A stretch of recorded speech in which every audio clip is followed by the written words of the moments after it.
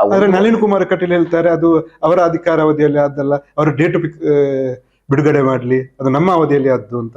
ನೋಡಿ, ನಾನು ಇನ್ನೊಬ್ಬನನ್ನು ದೂರ್ಲಿಕ್ಕೆ ಹೋಗುದಿಲ್ಲ, ಅದು ನನ್ನ ಕೆಲಸನೂ ಕೂಡ ಅಲ್ಲ.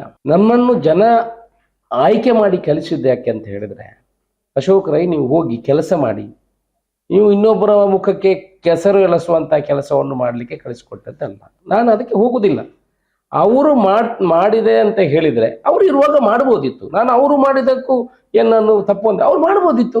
ಯಾರಾದ್ರೂ ಅವ್ರು ಎಲ್ಲ ಮಾಡಿ ಅದಕ್ಕೆ ತೆಂಗಿನಕಾಯಿ ಹೊಡೆದಾಗಿದೆ, 1,010 ಕೋಟಿಗೆ ತೆಂಗಿನಕಾಯಿ ಹೊಡೆಯದೆ ಬಿಡ್ತಾರ ಯಾರಾದ್ರೂ? ನಾನು ಹೇಳುದು, ಏನು ಕೆಲಸ ಮಾಡಲಿಲ್ಲ, ಅಲ್ಲಿ ಚಪ್ಪಾಳೆ ತಟ್ಟಿಸ್ಕೊಳ್ಳುವಂತ ಕೆಲಸ ಮಾಡಿದರೆ, ಏನು ಮಾಡಬಹುದಿತ್ತು ಅದನ್ನು ಮಾಡಲಿಲ್ಲ.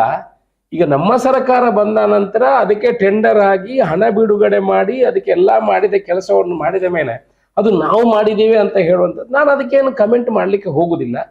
ಅವ್ರಿಗೆ ಇನ್ನಷ್ಟು ಕೆಲಸಗಳನ್ನು ಮಾಡಬೇಕು. ನಳಿನ್ ಕುಮಾರ್ ಕಟೀಲ್ ಅವರ ಬಗ್ಗೆ ಇನ್ನೊಬ್ಬರ ಬಗ್ಗೆ ನಾನು ಮಾತಾಡುವಂತ ವಿಚಾರಗಳಿಲ್ಲ. ನಾನು ಏನು ಮಾಡಿದ್ದೇನೆ? ಆದ್ರೆ ನಿಮ್ಮ ಅವಧಿಯಲ್ಲೂ ಅದು ತೆಂಗಿನಕಾಯಿ ಹೊಡೆದದ್ದೇ ಮಾತ್ರ, ಎಲ್ಲ ಕೆಲಸ ಆಗ್ಲಿಲ್ಲ, ಕಾಮಗಾರಿ ನೀವು ಇದು ಮಾಡಿದ್ದು ಅಂತ ಸರಿಯಾದ ಪ್ರಶ್ನೆಯನ್ನು ಕೇಳಿದಿರಿ.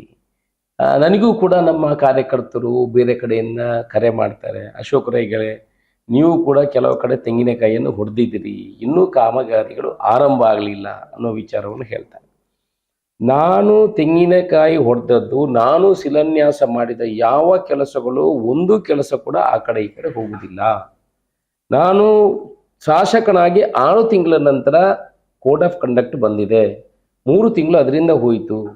ಈಗ ಆನಂತರ ನಮ್ಮ ಬಜೆಟ್ ಅಲ್ಲಿ ಏನಿದೆ, MP ಎಲೆಕ್ಷನ್ ಬಂದದ ಕೋಡ್ ಆಫ್ ಕಂಡಕ್ಟ್ ಬಂತು. ಆನಂತರ ಸರ್ಕಾರ ಬಂದಿದ್ದು, ಪುನಃ ಆಡಳಿತ ಶುರುವಾಯಿತು. ಈಗ ಪುನಃ 1 ತಿಂಗಳು ಕೋಡ್ ಆಫ್ ಕಂಡಕ್ಟ್ ಬಂದಿತ್ತು.